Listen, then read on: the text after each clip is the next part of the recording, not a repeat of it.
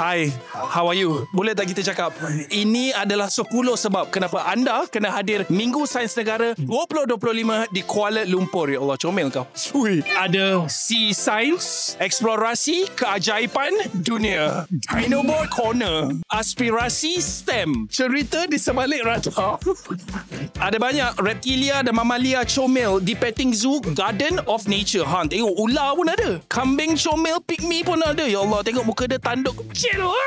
Geram aku. Ada 10 galeri percuma di tingkat 1 dan tingkat 2. Ada banyak aktiviti sukan yang menarik. Aku dah pro.